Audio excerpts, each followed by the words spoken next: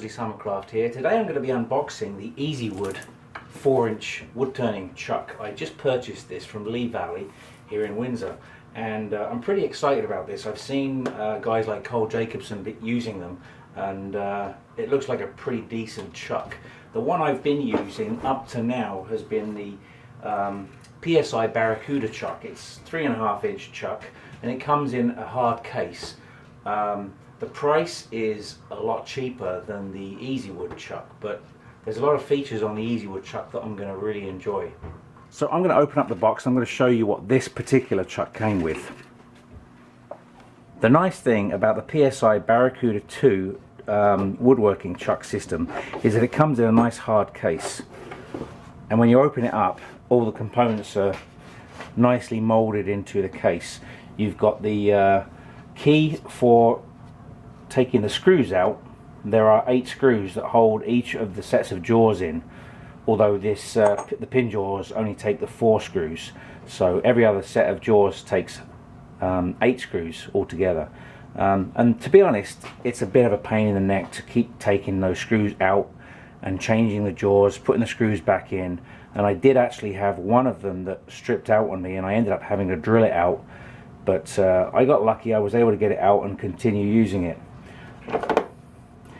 It's got a spindle adapter for, I believe it's a 3/4 inch spindle if you have a 3/4 inch spindle, and because the chuck itself is a 1-inch 8 TPI.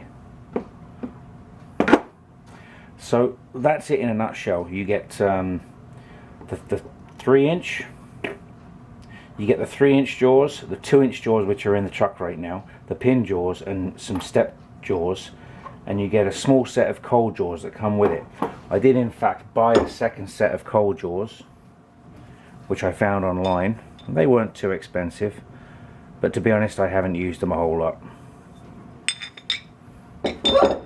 So that's that chuck system that I've been using to date, which I have really enjoyed. It's a great setup for a beginner, and definitely a reasonable price. I think it was about $300 compared to the new chuck which I have, which is a lot more money, but it has a lot of things that I do really like about it. I'm opening it now. Let's okay, so I'm going to open it now. I haven't actually opened it yet. See if I can get the scissors in there. Okay.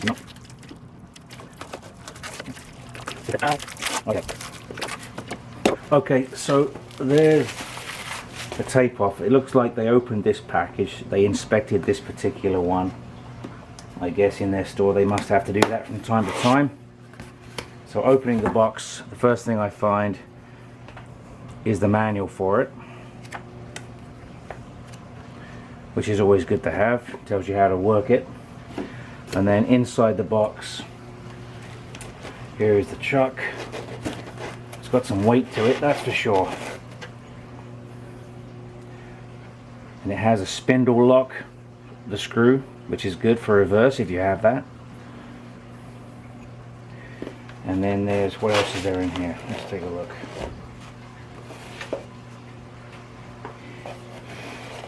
Here we have the chuck key, and the tool that actually releases the jaws and also tightens up the spindle lock in the head of the chuck. And what else is in here? There's a nylon bushing which you can put between the spindle of the headstock and your chuck itself, so that it doesn't bind up. And it looks like there's a couple of screws and a couple of springs in there too, which are components for the jaws. So that's always good to have a couple of spares. Let's take a look at this now, because there is a zoom ring. They call it a zoom ring. There it is. So you can actually open and tighten it without using the chuck ring itself. Probably be a lot easier when it's actually on the lathe. And also this is what releases the jaws. See how easy that was to take that out. Again, there's that spring that I just showed you. I had 2 spares. It came with 2 spares. And then when you put it back in, clicks in, job done. Doesn't get much easier than that. The jaws are dovetailed, both on the inside and the outside, for tenons and mortises. I believe these are 1 3/8 is what they said in the manual. So I'm pretty excited to have this. There are 2 points where you can tighten up the chuck with the chuck key. Once you've got the wood in there, you can finish off tightening it using the chuck key on both sides. So to put this on the lathe, I'll simply put that nylon bushing over there and thread this into place. What I tend to do is just give it a final little tighten. Just like that. Okay, so there it is, the brand new Easywood chuck system. And again, this is as easy as they come out. Now, are these numbered? They are not numbered. The Barracuda chuck that I have, each set of jaws is individual to its placement in the chuck, so it looks like these don't matter, they're all exactly the same. Okay, so I think I'm actually going to take out these spindle locking bolts, because this lathe doesn't go in reverse and I don't really think I'll need them, and I think if I don't tighten them up they're eventually just going to fly out, so I would have to tighten them up, otherwise I would lose them. So I'm just going to take them out and put them in the box, and that way I've always got them for later on if I ever upgrade my lathe and have that reverse feature, which is really the only time that you need these. Okay, so the jaws that come with it will grip 1 3/8 on the smallest size, and it will expand as far as 2 1/8. So you're pretty limited with this particular set of jaws, but the other sets of jaws are available that would be various sizes, and I think that they range between about $80 and $100 for each set of jaws, and I think I will be getting them very soon actually. And it also, did I see that? Yes, right here. This is actually stuck in here as well in the packaging, a Wormwood screw, which is ideal. You need that, and it comes with 2 different sizes. You've got the 1/4 inch, I think, and the 3/8, so you can choose which size hole that you want for the piece that you're turning. The Barracuda one only comes with a 3/8. This is a lot coarser too, so I think it would actually bite in a lot easier than the Barracuda would. But yeah, that's a nice feature to have that, and then you can just put that in there. You can go ahead and put that in there.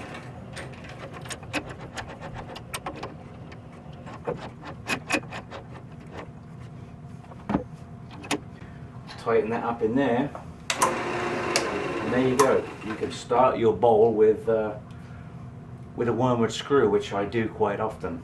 So that's a really nice chuck system. I'm really happy to have this. This is a really sturdy chuck key as well. It's a good strong chuck key, so it's gonna last a long time. I think it's made in America, which is always nice too, as opposed to across the big pond. Like it says here, it says that the components are corrosion resistant, so I'm assuming some kind of a stainless steel.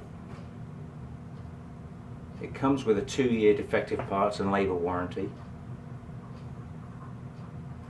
Snap technology, zoom ring, strong jaws. Oh, and the other feature too I forgot to mention is the safety corners. These are rounded, so that if you do happen to catch your finger there, it's not going to hurt, whereas the Barracuda, my old one, the corners are square, and if you catch your finger, which I have a couple of times, it can hurt. So that's a nice feature to have on this as well. So there it is, the Easywood chuck system. If you haven't got one, why not?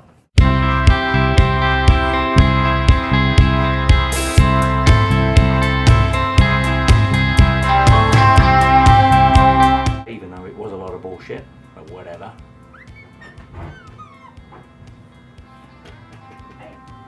Oh, fuck. What? Yes.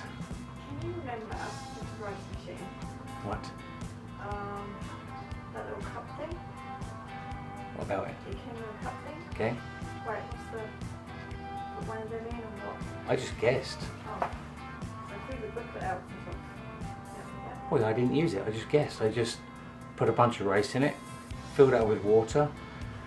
Then when it was done, I checked the rice. It wasn't quite done. I put a bit more water in it, and it turned it back on again. And then by the time, and then I thought, oh, that's good enough.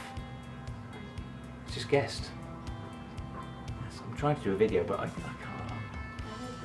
Did you? Yes.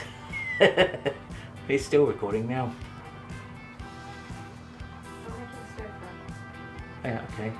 7 o'clock. Yes. Okay. Oh. Oh.